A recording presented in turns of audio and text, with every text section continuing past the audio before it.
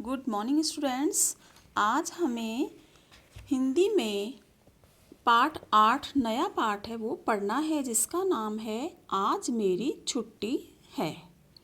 इस पाठ में बच्चों सूर्य देव के बारे में बताया गया है। आपस में बातचीत है, इसमें संवाद है। संवाद वो होता है बच्चों जो आपस में दो बातें करते हैं। इसमें देखो संवाद में कुछ बच्चे हैं जिनका नाम है मोहित है, और संवाद में कौन है? सूर्य देवता हैं, जो हमारे सूर्य भगवान हैं, जो रोशनी देते हैं, ये सूर्य भगवान हैं। इनकी आपस में बातचीत है। और एक आर्यन भी है, और मोहित है, आर्यन है, माल्या है, और अनेक बच्चे हैं। तो आपस में सूर्य देव से बातचीत करते हैं। देखो बच्चों, सूर्य अपनी तेज किरणों से जल को बादल बना देता है।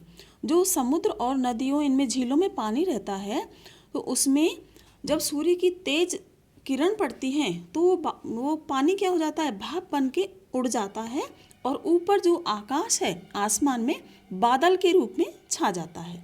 फिर बादल क्या करते हैं? वर्षा करते हैं, जहाँ उन्हें ठंडक मिलती है। और वर्षा कहाँ करते हैं? जहाँ पेड़ पौधे अधिक होते हैं, वहाँ उन्हें ठंडक मिलती है। इसीलिए हमें पेड़ पौधे लगाने चाहिए।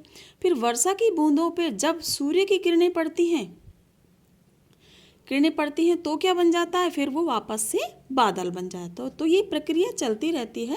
तो सूर्य भगवान ही बादल बनाते हैं, और फिर बादल वर्षा करते हैं। वर्षा करने पर वो पानी फिर नीचे आता है झीलों में, तालाबों में, और फिर सूर्य भगवान के जो किरण है तेज धूप से वो पानी भाप बन के फिर बादल के रूप में आकाश में छा जाता है। तो इसमें इसी बारे में बताया गया है। सूर्य भगवान से बातें करते हैं।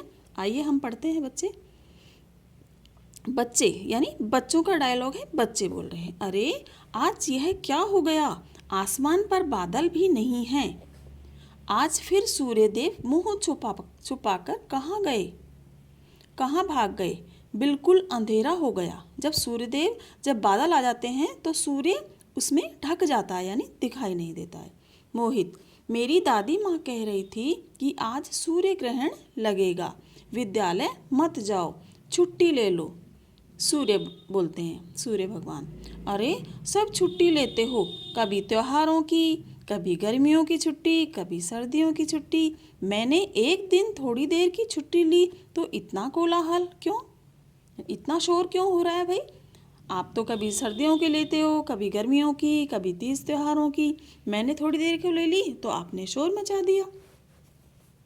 आगे देखो, आर्यन कहता है, सूर्य जी जब बादल आते हैं तब भी आप छुट्टी पर ही रहते हो, यानी जब बादल आते हैं तो सूर्य भगवान दिखाई नहीं देता। तो वो कह रहा है आर्यन, तब भी आप छुट्टी पर रहते हैं। तो सूर्य जी बता रहे हैं, ना ना ना, नहीं नहीं, तब तो बादल मुझे ढक लेते हैं। यानी सूर्य भगवान तो रहते हैं, लेकिन बादलों से वो क्या होता है, वो दिखाई नहीं देते सूर्यदेव। मैं तो अपना काम करता ही रहता हूँ, यानी बादल से मैं दिखता नहीं हूँ, लेकिन मैं तो अपना काम करता रहता हूँ। माल्या कह रही है, काम? आप क्या काम करते हैं, जरा हमें बतला दीजिए। सूर्यदेव उसको जवाब दे रहे हैं माल्या को, वाह, तुम्हें इतना भी नहीं पता? मैं ही तो बादल लाता हूँ।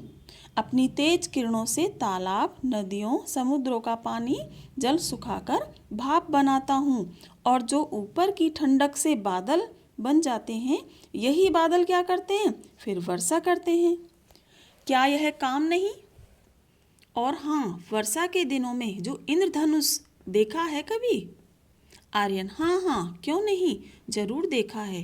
हमें इंद्रधनुष बहुत सुंदर लगता है। इसमें 7 रंग होते हैं। उसमें इंद्रधनुष में कितने रंग होते हैं? जब बारिश होती है तो बारिश होने के बाद में क्या दिखाई देता है?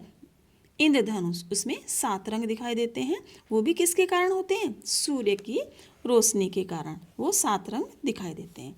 तो सूर्य भगवान कह रहे हैं, तब तो तुम्हें यह भी मालूम होगा कि इंद्रधनुष में रंग भरने का काम तो मेरा ही है। किसका काम है? सूर्यदेव का। माल्या, भला कैसे?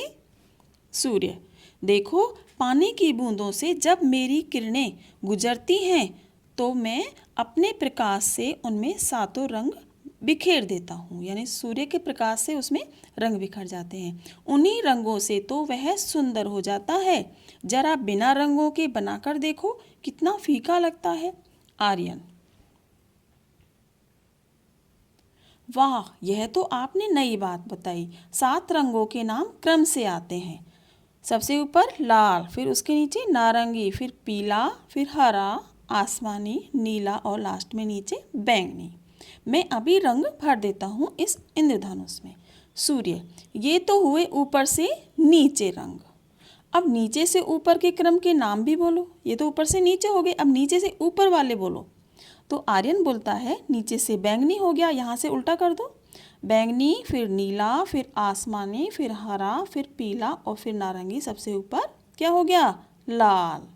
है ना सही? सूर्य जी मैंने अपनी पुस्तक में पढ़े थे और रंग भी भरे थे।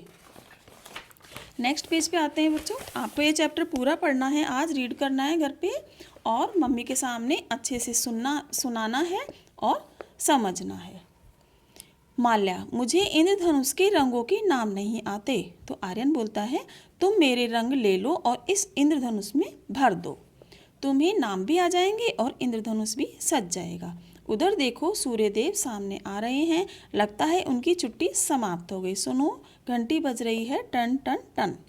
माला, भैया जरा सूर्यदेव का अपना रंग तो देखो, बिल्कुल लाल दिखाई देता है। शाम के समय जब सूर्यदेव जाते हैं तो लाल दिखाई देते हैं। आकाश कितना सुंदर लग रहा है, ऐसा लगता है मानो किसी चित्रकार ने चित्र बना दिया हो। आर्यन कहता है संध्या हो गई, यानी शाम हो गई।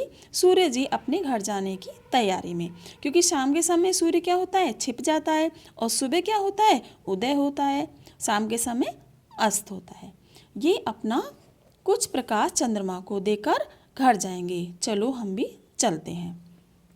यानी शाम के समय सूर्यदेव क्या होते हैं? अस्त हो जाते हैं और सूर्य की रोशनी किस पर पड़ती है? चंद्रमा पर पड़ती है और हमें आकाश में चंद्रमा दिखाई देता है और तारे दिखाई देते हैं। सुबह फिर ये उदय होता है, यानी निकलता है और सुबह और शाम के समय एकदम लाल दिखाई देता है। ओके बच्चों, तो ये पाठ आपको पढ़ना है, रीडिंग करनी है, समझना है, अच्छे से समझना है। Okay, thank you.